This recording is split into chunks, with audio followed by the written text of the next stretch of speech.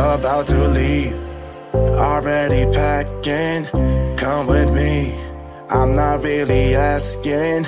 We'll get away to a place where we don't know.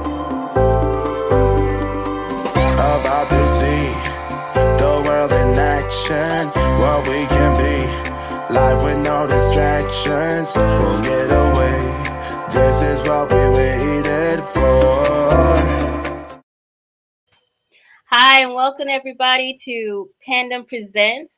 And today we are going to be speaking with Colita Willis. And she is a phenomenal woman who's going to be telling us about her story and her passion.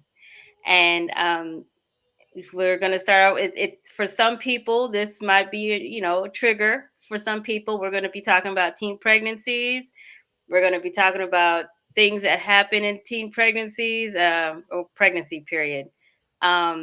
And not everybody may understand the view at first, but I think if you just sit and listen, every voice should be heard. And I don't think that teen pregnancies is something that's really well understood outside of anyone who hasn't been pregnant as a teen. So I have been pregnant as a teen, and so I can understand a lot of the things that goes on. So enough of me.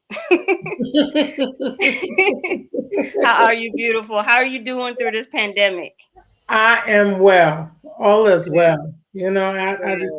I just give honor and praise to the Most High, because without Him, I don't know where I would be. I don't know where would I be in this pandemic. It is, I could have lost my mind. Wow. I could be on drugs somewhere. I could be, drinking and just out in the streets, just on the corner, slumbered over. With the glory of God. There's a lot of people who are. It's just sad. Because they can't handle it. Yeah, it's a lot. It's a lot on the mental. Yeah, it is. Well, I'm glad you're here and you're doing well. You're thriving. Amen. Amen. Thank you. Bless the Lord. Right. So let's dive into your story. At 14, you got pregnant. Yes. That's all I'm going to say. At 14, just being a wild teenager, being defiant, indignant, don't want to listen to rules, and wanting to do things my way, trying to follow what teens in my age group and generation were doing, and not taking heed to the bigger picture of things and the consequences that come behind my actions. I got myself in a situation where I couldn't erase what happened. I couldn't take back what happened. In my household, sex wasn't discussed. No one sat down to talk about safety, to talk about, what happens when you have these feelings and urges, the testosterone that's rising in young teenagers. Those talks didn't happen. It was just basically a broad conversations. You bet not do this. You bet not do that. You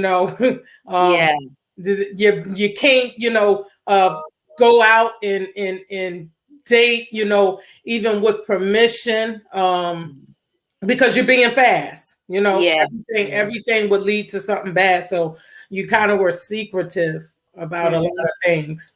And so, my dad and my mom were like the warden of my life. So I definitely wasn't coming to them, asking them anything about, me being curious about sex or anything like that. This didn't happen. My house wasn't the Cosby's house. So, with that being said, at 14, I met my kid's father, and you know, we became pregnant at a young age. Yeah. Um, that led me to, be in hiding of my pregnancy until I couldn't hide it no more. Mm. And, me having to be exposed, where it just started showing. I could no longer wear the big clothes. I could no Yeah. longer, try to be, secretive about my body's formation. Yeah. It just, it just was out there, and it blew my mother's mind. It Wow. blew my mother's mind. And so her getting me, prenatal care immediately, which saved my life, because I Wow. didn't know what was going on with me. I wasn't receiving that. So, were you like maybe 5 months? I was probably like around 5.5, 6. Yeah, Yeah. yeah. And they wanted to get me in immediately, and with that being done, it came with ultrasounds and things of that nature. And they basically said something's not right. We need to get her into an emergency, um, you know, um, birthing center, because the doctors couldn't see the baby move. They couldn't see a Mm. heartbeat. They didn't understand, what would have happened, to caused the baby not to have no reaction. So they immediately said I needed to be seen. And they sent me to a birthing center. And this was after hours care. Like, Yeah. she got to get seen because we don't know what's going on. Right. And after extensive, ultrasounds and testing and blood testing, they found out that the baby was stillborn and that I needed to be admitted to the hospital within the 24 hours, because they said that it was disintegrating in my body, and Oh. it was going to go into my bloodstream. Yeah. I didn't, hurry up and they get me out, to the labor and delivery so that they can give me something to induce the labor to, help me, go ahead and deliver the baby and get it out my body. Mm-hmm. And so that was so traumatizing for me because I didn't understand Yeah. that me going into fear and hiding of this would lead to, a deceased baby Mm-hmm. and possibly me being deceased, Yeah. Yeah. Yeah. Because Um, once it hits your bloodstream. I just, I didn't understand. So my mother, she was there the whole time, the whole time. She went from being angry to being concerned and being the protective mother, and just like, what, we here, we're gonna ride it out. Yeah. Yeah. And so that process never leaves your mind, your thoughts, it's just something that sticks with you for the rest of your life.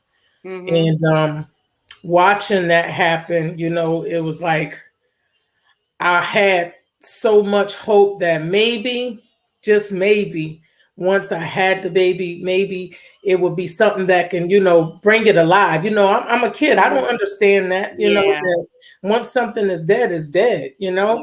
And so I thought, you know what, it's going to be, something different, and Mm-hmm. just watching that happen, and watching, it kind of blew my mind. And I Mm-hmm. was so afraid that even when they asked me, did I want to hold and see it, I was afraid. I was scared because Mm-hmm.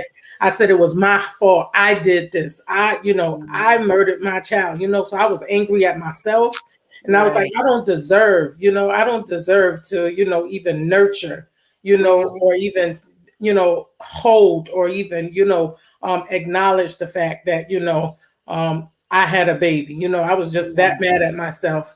And they had counselors and therapists, come and talk to me, and, just tell me that it was natural, that I Mm-hmm. was feeling that way. Mm-hmm. That other people who go through that have experienced the same thing. But, if I wanted to still, have services, or, do something that, would just be memorable for me. They were there for me. So I appreciate that, from the group that, basically partake in women having stillbirth children, or women who lose their children even after birthing them, so it was just a whole support group, women who experienced different ways of losing their children, their newborns, and so they were awesome, and they basically, came to every appointment I had throughout that, until I basically left the hospital. Didn't have to come back and return. So I mean, it basically lets me know that that's where I need to be. That's what, I need to support, as far as young girls who get pregnant, who have no way to have anyone speak for them, to be a voice for them, whether it's, willingly or unwillingly conceiving. They need somebody that can say, hey, this is what's going on with your child. And instead of you getting upset, beating them down, this is what you need to do because you need to save them and save the baby, So people need that, even married couples, people need to know when they go home and they don't go home with their children, that it's a support group out there to help you. Some people, don't know how to go back home and be a family. It causes discord, chaos. A husband and wife can get angry. A boyfriend, girlfriend can get angry. Somebody can blame somebody. These are the real reality of having, to lose a baby, so this is where I'm at. Like I said, this is my ministry. This is where I'm being led to. And this is why I'm going to start the non-for-profit organization named after my son, Footsteps of Shaquille Marable, because I want to be that voice to speak to people. Wow. That's powerful. And I know like the other flip side of it is people say, well, you got pregnant young, and I'm sorry you lost the baby, but now you can, start over, or you got the same opportunities, how does it feel to have someone say that to you at that age when you're mourning? It's nothing that you really want to hear. Like I said, I became angry. I snapped on my mother when she was just trying to comfort me. She just wanted to, make sure my mental was all right, even though she was upset that, I was a young teen, had a baby, defied all the rules, She still knew that she still needed to be my mother. And I refused it. I didn't want her caring about how I felt. I didn't want her asking me if I wanted or need anything. I left the hospital still, in the position as if, I gave labor, So I'm still, experiencing the things you go through after having your child, being at home and family members coming to check on me, bring me food. And I was just mean. I was mean because I was angry. Yeah. And so, no matter how much time I had left to, do it again, that's not what I wanted to hear. Yeah. So that's not how you start a conversation.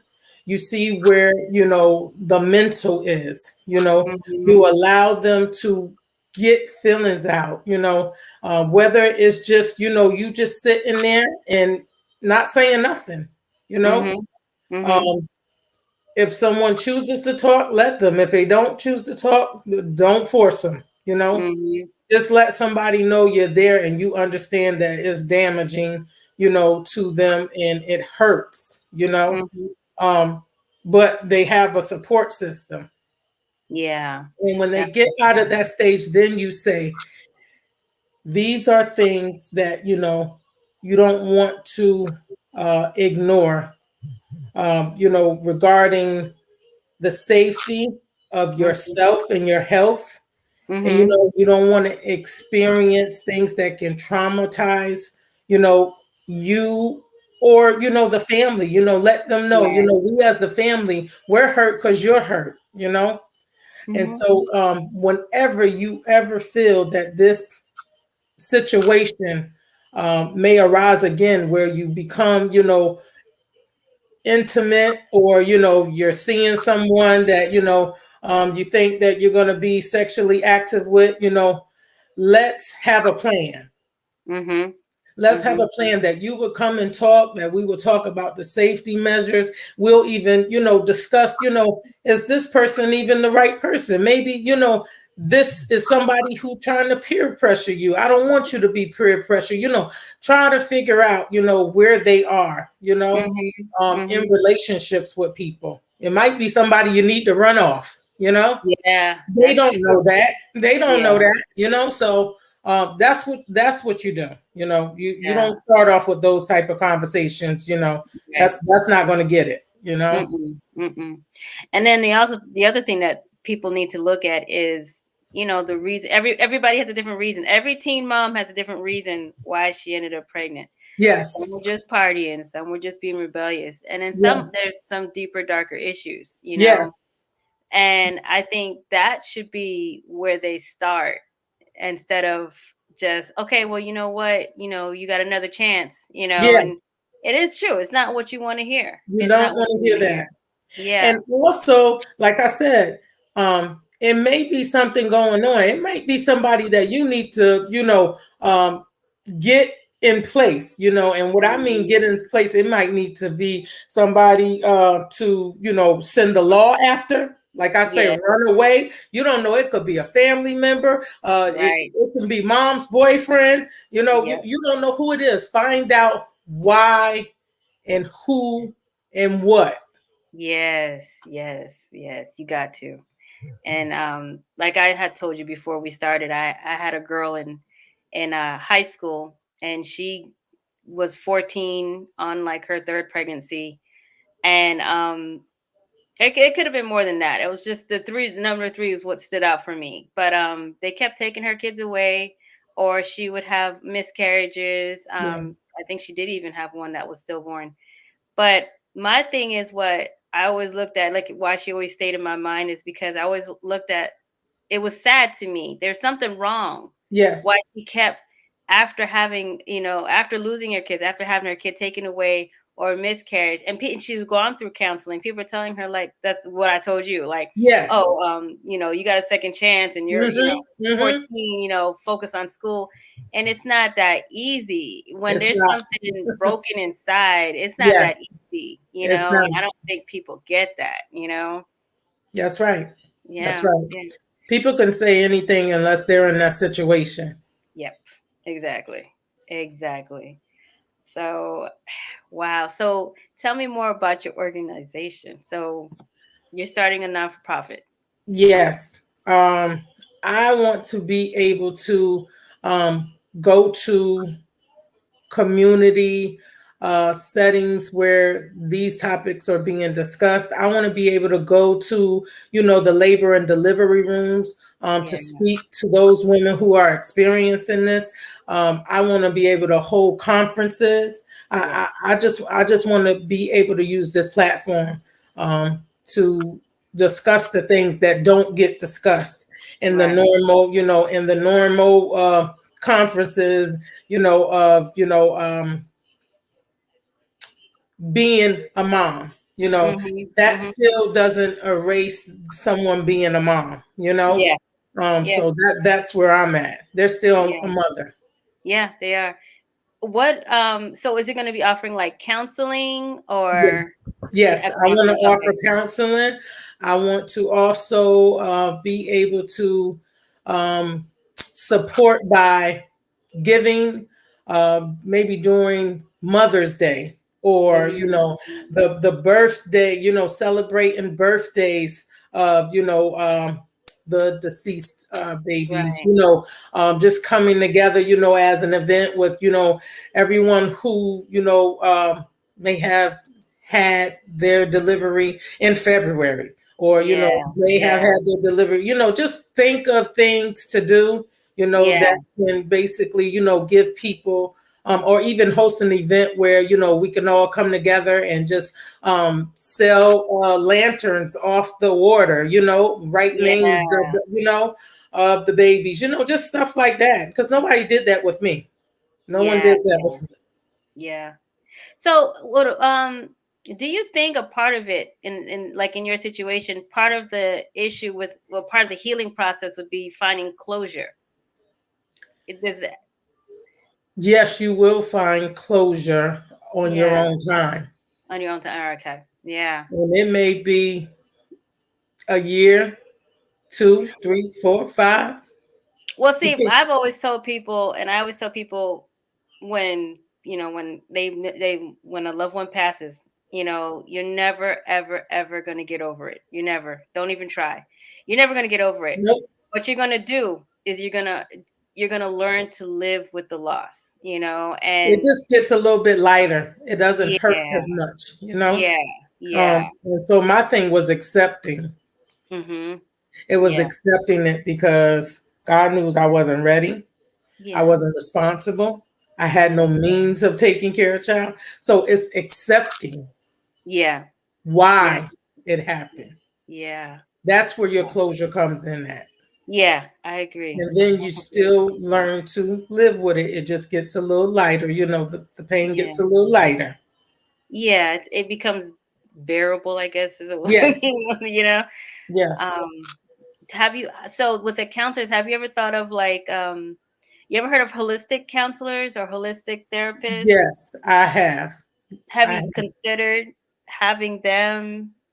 I have a cousin who's actually that's awesome. she owns a wellness center. So Wow. yes.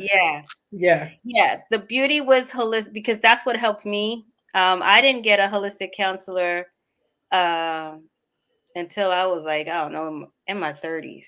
But the thing is, the issue what led me to getting pregnant was always there. It's, you know, I just never really dealt with it until I got this holistic counselor. Okay. And it was through the holistic counseling that, you know, because they help you balance every area of your life, you know. So that really, I mean, that's how I think all the holistic counselors, I think that's why it's called holistic. It's whole healing. Because it's basically just trying to, you know, get the energy that's laying dormant, you know, to be balanced in you. And it's not always the same healing for everyone. So it's good to offer multiple things. And see, that's what I am going to be doing. Because like you said, I have a family member in that area. And then I also have, you know, a licensed therapist who's also my spiritual mother. You know, so I want to offer in all areas. Very good. Yeah. Because it I don't know. For me, it took a long time for me. I didn't even realize what was wrong with me until I started getting some kind of counseling. But it helped a lot. It changed my life. It really did help a lot. So, and then it also teaches me how to, when things start getting off or I start thinking a little weird, pull myself back, you know. You can understand it. I listen. I'm there with you. And I know what to tap into when those feelings get that way. Right. So it's like I said, it's knowing what is for you. And that's why it's good to offer choices. Choices. Yeah. Not not everybody agrees with the method or the counselor. They have to kind of vibe with the counselor as well. They have to. That's right. So that's why. That's why it's good to, you know, offer alternatives. You know, the main bottom line is getting the person help. Yes. That's the main bottom line. Yes. See, and so like I told you earlier that I went to an alternative high school. It was dominantly teen moms, teen dads. And so I got to see a variety of different issues. You know? And it's interesting, but how should I put it? I don't think people understand how hard it is to be like. I don't recommend it for anybody. I don't think there's ever a situation where I'm like, oh, be a teen mom. It'd be great for you. Right. No, definitely not. So Definitely not. yeah, it's hard, but I've had friends who lost their babies, that had miscarriages, Yeah. or yeah. And the thing with them is we never really got to know what or how they felt because they just stopped coming to school. They just because and you can't blame them. They're coming to a school full of pregnant girls. Our Yes. our daycare was right on campus. They're seeing babies and Yeah. pregnancy. That's hard, Oh, It I is. gotta go breastfeed my baby. They don't want to hear that, Yeah. Yeah. And I think at that time, older people, adults would completely understand. Be like, okay, well, you got a second chance, like that's just their Yeah. attitude. So I think they never really got the help that they needed, and I Need think it. this what you're doing would have helped them a lot because there's a gap there that you're Yes. filling. Yeah, You and know, it's I something would people be really don't know. jealous of girls who I would see my age pregnant and knowing that they, lived at home with their parents and their parents knew. That would make me so mad because I'm like, they were able to go to their parent and their parents were okay with it. I don't know what Yeah, conversations they had in their you household, weren't okay with it, but the trust me. fact that their parents knew that they were pregnant and they were still, supporting them, Yeah, that made me mad because I was hiding. yeah. But see, So and it's hard. And see, this is the thing with communication. Like communication is so important, especially yes, when your so kids hit those important. teenage years, especially when them hormones start kicking in. You need to have better communication with your kids Yeah. because a part of it, like me, like you, I didn't feel comfortable coming to my mom and telling her. My mom was a single mom; she's already struggling, and here Yeah. come my little hot fast self, That was me. right? That was me. Yeah, yeah, telling her I'm pregnant. So it's like it's I think in that moment you realize kind of how much of a jerk I'm Yeah. just using nice words that you're Yes. being Yes. doing this to your parents, Yeah. your mom. So it's hard to have that conversation with your Yes. mom being I was 16 when I got pregnant. Okay. So it was hard coming up and let me tell you how silly I was. I drew a picture and gave it to my mom because I couldn't say the words, you know, and I don't know how far along I probably was when I finally told her, maybe 3 months. But Okay. yeah, it's like you, I was trying to hide it. So that could have been any one of us, what happened to you, Yeah. and it is communication is so important. But the good thing is with my experience, and I don't know if you can understand if you've seen this also, but like with when I did, when my daughter got at her age and she started like I noticed little signs when she the hormones kick in and she wants to nurture stuff. She wants to Yeah. nurture a baby. I bought her a pet. Yeah. Okay. Yeah. I Yeah. got her a hamster. You baby that hamster. So, Okay. Okay. like so I think like, everything that we go through, we learn and we get, it can help our kids in the future, it can help other people in the future, and I told my other friends, I was like, you just gotta pay attention and you gotta listen to them. But it's hard as a parent Yes, because it is. you're gonna get it when you're gonna understand the other side as well. So Yes. yeah, Yes. we I, are I yes, think that, the strength and the boldness of yeah, being able to, be vocal about it and tell someone is so important, it is. And It is. I just want to be there for those who can't and those who don't have the strength. Yeah. And I want to be that voice. I don't care how mean your mama, your daddy, whether you live with your auntie, your uncle, and you're afraid. I'm gonna go knock on that door, and I'm gonna speak for you. You ain't gotta Yeah. say nothing. You know, Yeah. Yeah. people need that. Yeah. People need Yeah. that. You need that advocate. Yeah. That's definitely right. So that's where I'm at. So, when do you think you'd be in operation? I know you're still getting all the paperwork and all, you're Yeah, looking for funding and things like that. Yes, I want to be in operation for 2022. That's my goal. Okay, that sounds Before good. August of 2022, I want to be in operation. Good, good. Yeah, I think it's awesome what you're doing. We're gonna show your commercial now Okay. for your book with your online story Yay! boutique. Okay. And then we'll be I love it. and then we'll be right back. Okay. Yes, ma'am.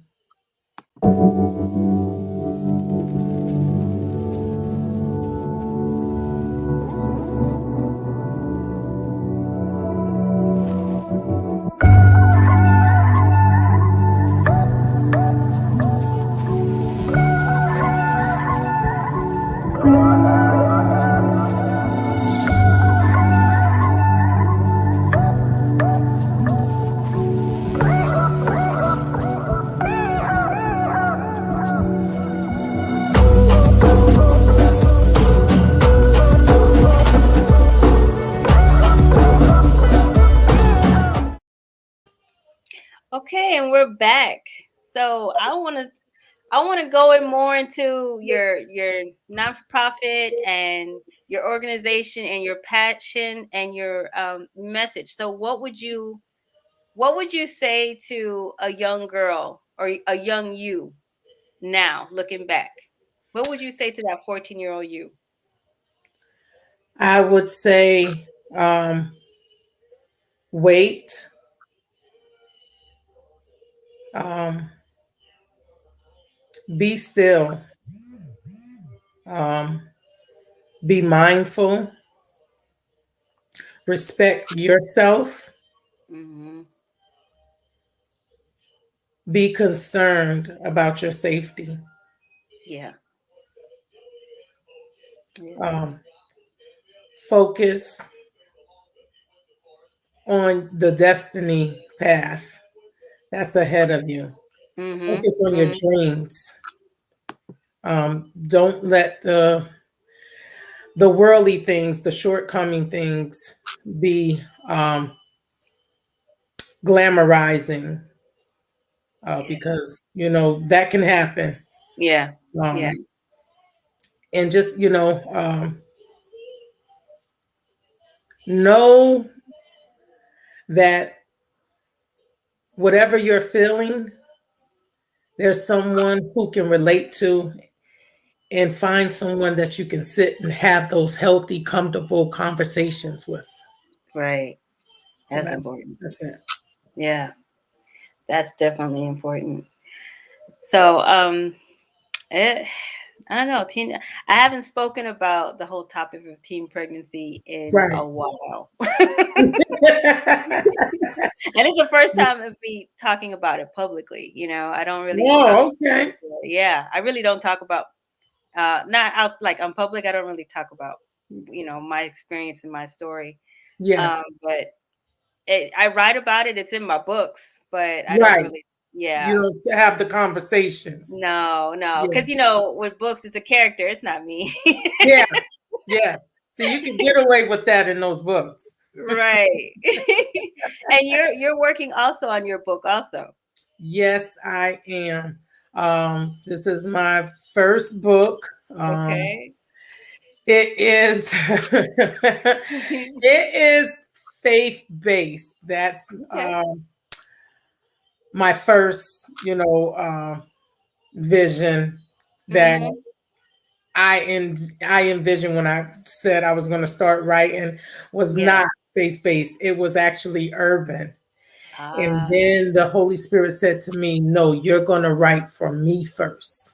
Mhm. Mhm. Before you write for anything else, you're going to Right. write for me first." And so that's when I came to the conclusion that everything that I have encountered spiritually um, Mhm. would be what I would write about. All my spiritual encounters, starting all the way back from the age of 3 years old, Oh, really? when I didn't even know what spirits were ghosts were. Yeah. I just was seeing stuff, and I'm like, "What is this? Why am I seeing this? What is going on?" Like this stuff you see on TV, but I'm saying Mhm. to myself, "I see that. Like that's on TV, but I see this in the home, in real you life. know, in real life. Yeah. So Right. that's what I'm writing about, and it's called To See or Not to See. Oh, wow. Oh, okay. Cause yeah, we got a lot to talk about. Okay, so my first book, I relate to what you're saying a lot. When I started my first book, I didn't know what genre to put it. I still don't know what to put it under. Right. But, but I was just writing, and I thought but it became kind of more. My book is actually more spiritual than anything. Okay. And the main character, her name is May. So she becomes a teen mom. But May also has kind of like a gift where she sees things before they happen. Okay. And I talk about that in the story. But in my book, I mean it comes into more like a modern day spiritual warfare going on. Yeah. Yeah. So I can so tell me about your first experience when you were 3. I think that's fascinating. At the age of 3, my mom had moved from Savannah back to Florida. We were living in Sunrise, Florida. Oh my gosh, are you serious? Yes. I And grew up in South Florida. really? Yeah. Yeah, that's like our second home. My mom was always back and forth. Wow. And so, we lived in Sunrise, but where we lived at, it was like an apartment complex, but it came with amenities like the playground, the pool, picnic areas. And so my mom and her friends, they would always, gather all of the kids together and, have like, picnic gatherings in the picnic area. And one day we were out there and I just, I've never done it before, but that day it was like something was telling me, come to the water. And so, the parents, they're talking, they're, gathering things up, not paying. I walked away from the crowd. Nobody saw me. I just walked away from everyone, and there was other people out there and stuff, but nobody saw me. I was just able to clean walk away. Wow. So when I got to the pool, I just jumped in, and I'm talking about on the diving board. What? I jumped in. Yes, I climbed up on the diving board, 3 years old, and I jumped in. And when I jumped in, I heard someone say, "Oh my God, that baby just jumped in the pool.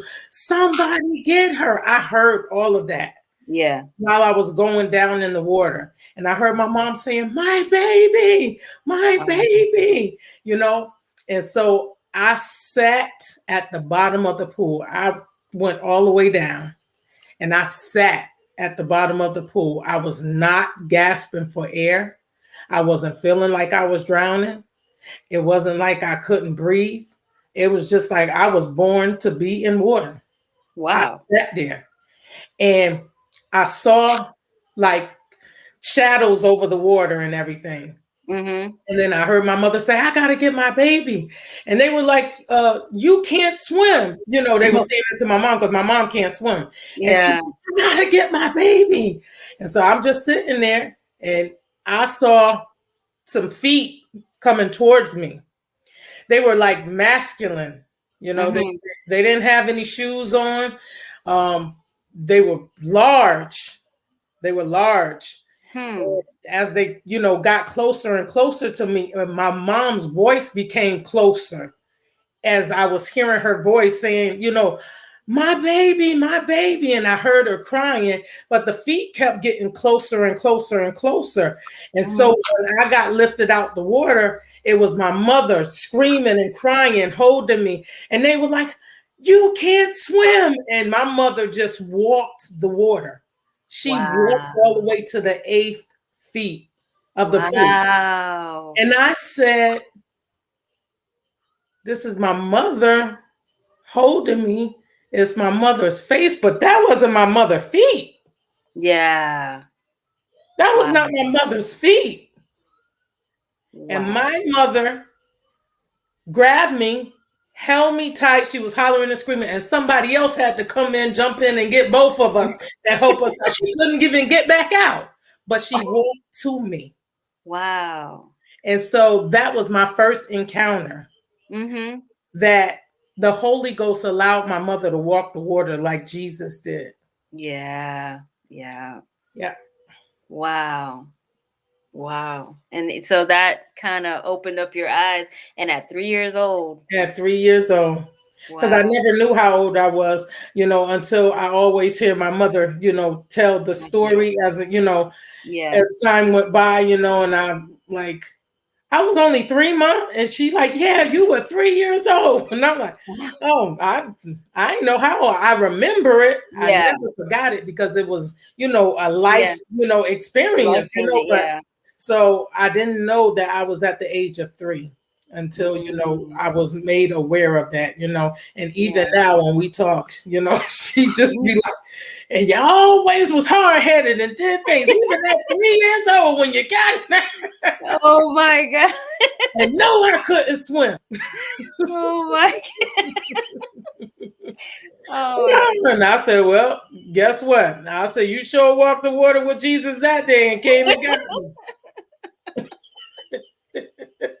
That's right. Yes. So oh my God. I knew that it was always something, with me. And I knew that, I always had a gift to see. Yeah. To see. And, that's something like in today's time where people don't understand. And I know a lot of people are kind of getting away from the church and everything. And I mean, I don't, you're not going to find me on church on Sunday. Listen, no, I'm not going to be there. But I love God. What I'm saying? And I think people don't get that. Like, I try to explain to people, it's not about what I read in the Bible. It's about what I experienced. That's how I know. So you can't convince me. And that's the most important thing. You have your own relationship. Yes. We have to get out of what you were told, what you were made to believe, what somebody else's experiences was. We have to get into our own relationship.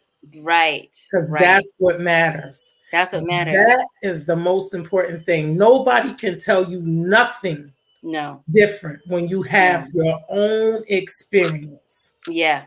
And people are trying to argue with me. Yeah, and books can also depict, they can take away from things, they can add things. So you have to be mindful of what you read. Some people can be so book smart and so literate to what is in black and white that they become commonly dumb. That the common sense of things that will show you and physically, literally sit in your face will be dumbfounded to you because you're so stuck on what man has written down. Right. Wow. So you have to be in your own relationship. You have to allow him to be intimate with you. Yeah. Amen. And that's exactly it. You can't, and I always point out, like in the beginning of Revelations, it says, whatever is taken away, I will take away from you. Whatever you add to this book, I will add to you. Yes. And I said, why would God put that there if they weren't doing that to the previous books?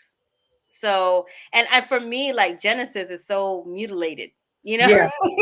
That's they got so much stuff that's hidden, and you got the books locked up in the Vatican. You got, you got things that people don't want you to know. Yes, because knowledge is power. So that's why you gotta have your own relationship. Yes. Because, and I don't know if you've experienced this with writing. So there's been scenes that I've written and it's actually helped heal me. Okay. I'm trying to think of a scene specifically. I can't think of one because there's numerous. Writing my books has also been a part of my therapy. Yes. It helps me to get out what's going on inside. But what I've noticed is with writing these books is sometimes the response of the character is where the enlightenment comes in. And Yeah. it's not like something I would have previously known. Because Mm-mm. obviously if I knew it, I wouldn't be writing about it. I wouldn't have an issue with it. But I wish I could think of an example, but I always found that like a lot, and I would finish writing out that scene, and I'll just be, my mind would be blown. And there's a lot of times I have angels in my books, like mainly the four archangels. I like to write about them in my books. Okay. And sometimes this is the crazy part. Their response to the character situation, is what enlightens me. It's Yes. almost like they're speaking to me through Yeah. my book, you know. Yeah. And it's like it puts such a warmth in my heart because, you know, with everything that we deal with, everything we're going through in this world, and all the uncertainty, it lets you know, like, there is a God. You Yes. know, there's good. You know, we might be going through this for a little bit, Yeah. but yeah, everything's for a reason, and you're gonna make it. You know, and Yes. even if we have a home to go to, you know Yeah. what I'm saying? You We have definitely a home. do. Yeah. You definitely do. And I agree with you. Like, Yeah.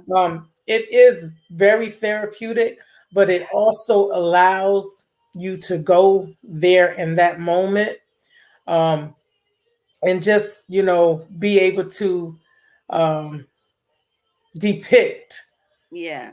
what it's like from all angles. Yeah. Yes. To let someone in. Mhm. Sometimes I'm writing and I get to something and I think about the situation as I'm writing and I laugh. And then some things I get to and I cry. And then some things I get to and I'm like, I don't I don't know how to feel. I don't want to be angry all over again, but I got to get this out because it's bringing that emotion. I need the reader to feel what I'm feeling, Right. while I'm writing this. I need you to be able to smile over here. I need you to be able to drop a tear over here, and I need you to be able to be a little mad over here because this is Mhm. where I'm writing from. I want you to feel Right. my feelings where I'm writing from. Mhm. Mhm.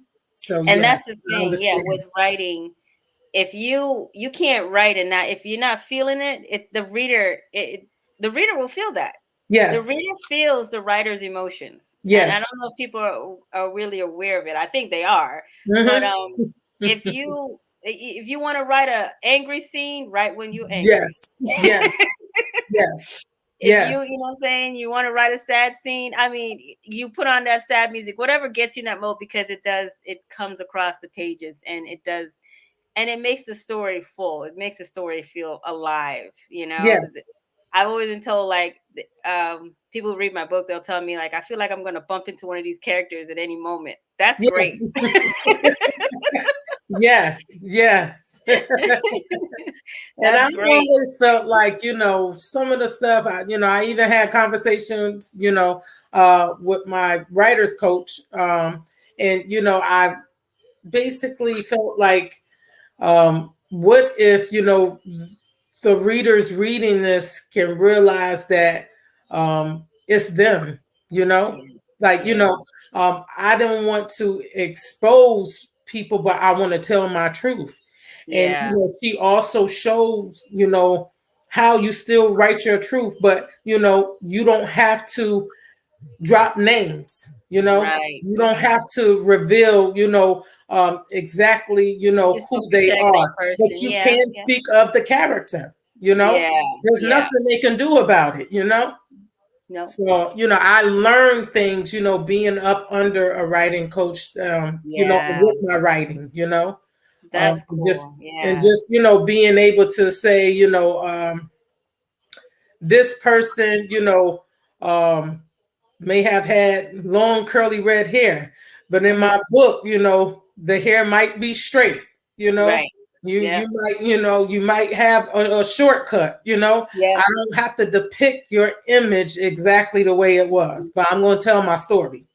Well, I think as writers, what we tend to do, I don't know if we might be aware of it, but we're actually writing about the spirit of Yeah. a person. You know, you're right. You're writing about different, so they could come looking any kind of way. It's just the spirit of that person that we're writing. You Yes. know how they tell us, I don't know if that, like, I don't know if you've ever done this. It's kind of like a fun thing to do. Who would play the main character, like as like an actor? Like, who would play that main character? Yeah, yeah. I always thought about that too. Like, Yeah. it's kind of funny because an actor will give you exactly what it is that you need to add. They and also add that extra, to it. Right. And Right. so just to even be able to see this being played out, whatever you're writing, to see your writing being played out, it's like it gives you a more of a vision. It makes you want to go back and add a little bit more, be a little bit dramatic here, add a little extra here, because it's like this can really be something. This can really go somewhere, Yeah. Yeah. You just you get into it, you get into it. And Right. I think short stories and documentaries are well needed. Yes. Those are the forefronts and the foundations for writing. That's how it make it to the movie screens. Just those Hmm. little things right there. So have you thought about turning your book into a movie one day when after it becomes a book? I have. I Yeah. have. I actually Good. have. Good. Yes. Good. That's something that I want to do, even like a web series just to get it started. I think that's Yes. good. Yeah. Yeah. I That's think that's awesome. a good idea. It is. And what's really helped us authors, us writers, is that now we have platforms like Netflix, Hulu. They're always looking for new stories. Yes, they Always. are. You have also the Christian networks. Yes, Too. yes, And they yes, is it Pure Flix? Yeah, Pure Flix. yes. Pure flicks. And they Yes. have some pretty good movies on there. Oh my goodness. Yes, they do. Yes, they do. Some stuff I'd be like bawling like a baby. Like I can't watch this stuff no more. Like this is too much for me. Yeah. But you want more. You You want want more, more. Yeah. Yeah. We want them good stories. Yes, yes. Yeah. And so I heard an article where it was a YouTuber complaining about Disney saying that they had like I guess like more of like a political agenda in their movies, and that's why people are losing interest in like the Marvel characters, the new ones and stuff like that. I actually thought the Elementals. I haven't watched it yet, but I actually thought it was an interesting concept, so that's why I wanted to watch it. But Okay. I took note to what he said. Mm-hmm. Nobody wants anything pushed on them. Nobody Mm-hmm. ever wants to be sold. Yeah. And nobody wants you to shove their political views down their throat. And I completely got that. Like Yeah. when you go to see a movie, you just want to enjoy a good Yes. story. So Yes. I think like as writers, we stick to write a good story. Don't worry about Yeah. trying to push a certain agenda. Mm-hmm. Just write a good Mm-hmm. Mm-hmm. story. Yeah. So Yeah. I think, there's I don't know, to me, there's so many great. I think everybody has a story. I Yeah. don't care who They you do. are. I think everybody has a bestseller in them. At least one. Yeah. That's true. Yeah. So, That's and true. if you got a best on there, you definitely got a good movie on there. Somebody's gonna watch it. Somebody do. That's And at right. the end of the day, it's only 1% is all you need. That's right. Business wise, it's only 1% you need. You don't need That's right. everybody to like your stuff. Hmm. Yeah. And Yeah. everything ain't for everybody. Yes. It's Yes. a lot of movies that I like that would never make it to the big screens or would never make it to Netflix or Right. Hulu, but I love them. Yeah. They're for Yeah. me. They Yeah. spark my interest. Yeah. So, That was something else I learned in holistic therapy, with certain emotions. Like if you feel a certain emotion or you are attracted to a certain movie or song, to stop and pay attention to why. mhm. Why is that song or that movie pulling you in, and to really focus in on it, and you learn a lot about yourself and what Yes. you're dealing with.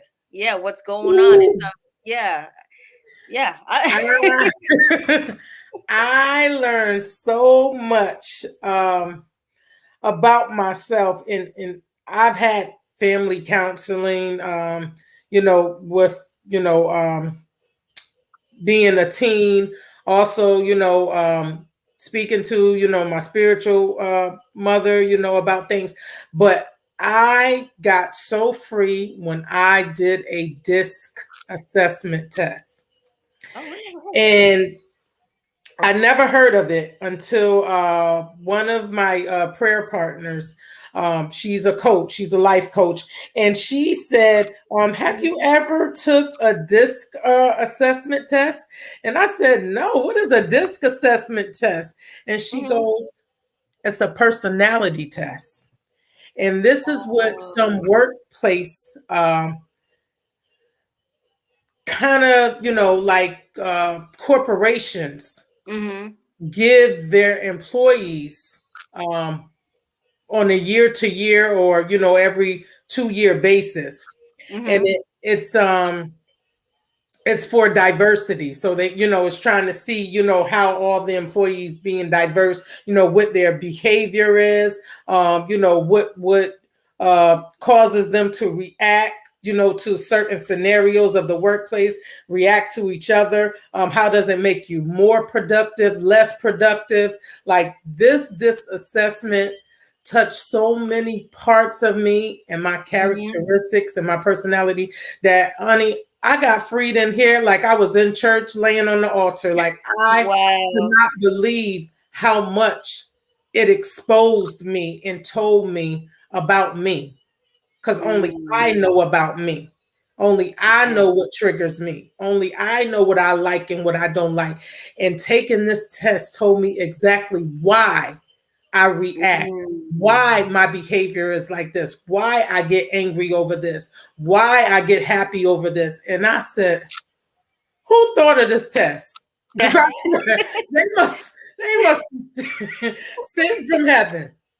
Because Wow. it freed me and it made me Yeah. realize areas that I needed to be a little bit more humble in, Mm-hmm. areas that I needed to not speak so much in, and Mm-hmm. allow people to speak and listen. Mm-hmm. Acknowledge, when someone has already Mm-hmm. experienced, hurt and trauma, and why they may be coming from an attackful place, and for me not to react so quick, Yeah. that, just all type of stuff. And I was like, the world needs this. Yeah. The whole world Yeah. needs this. So Yeah. I would advise a DISC assessment This test. I Yeah, want to take that. yeah, Yeah. yes. I Wow. I know I don't think I've taken a different type of assessment when I was becoming a manager. And Okay. that's when they tell you, okay, well you are, I think I was considered oh my gosh, I can't remember now, but I was the type of person basically in management. If you tell me this is how you're going to do stuff, I'm going to follow that until I find a better way to do it. Like that's Oh, okay, yeah, okay, yeah, okay. that's how I operate. You know what? I think that's like dissertive. That's like Yeah, a dissertive okay, yeah. Yeah. person. Yeah, I'm gonna do it. I'm gonna do it how you tell me to do it until I find a better way. Until you find, yep, yep. Yeah. Yes, I loved it. I loved Yeah. it. I said that freed me. I Yeah. mean, that freed me. Yeah, I think us just understanding ourselves is so important. I don't think we understand ourselves. But it helps you because I don't get as angry as I used to when I was younger because now I understand a lot more about myself, about my Yeah. surroundings. Something, and I had a friend years ago, and I tell this to everybody. I had a friend years ago tell me this because I was arguing every 5 minutes with my boyfriend at the time. Everything he did, he was doing wrong. He was getting on my nerves. Mhm, mhm, mhm. Okay, I understand. So my friend, she just pulled me aside and she says, "Look, you can't argue about everything." She says, "You have to pick your argument." She says, "Some things just aren't worth arguing about." Yeah, And that stuck with me my whole life. Like yeah, it's just something that's always every day, or at least in the week, it's at the forefront of my mind because it's very true. And I apply it to not just relationships, but just everything. everything, Some things ain't, everything. you That's know, right. It's yeah, not yeah. rolling. It's not worth it. It's not worth it. The mental anguish, the stress, and stress kills. Stress really does kill. Kill, make you sick, do all type of stuff. Yes. Yeah. Well, I love talking to you. Yes. I think it's awesome what you're doing. I'm looking forward when you get your book. We need to come back on. Yes, I will. Yes, I will. Thank you. Thank you. Yes. Yes, and also when you get your organization up, I think it's good. We'll just keep people I would love that. updated on how's everything going. So okay, I love it. I love talking to you. Yes. And then hang on because we got our little private meeting afterwards. Okay. Okay. All right. So everybody, we thank you for coming on, and we hope you enjoyed our show. If you have any questions, please support my friend. Her website I posted is showyouright.online. Yes. And she has beautiful jewelry. She has beautiful crowns. So check out her site and support her. She's doing wonderful things. And I thank you for tuning in. Thank you. Thank you, Angelo. Let's see. It don't want to end. We're going to stay here then. Because this doesn't want to end.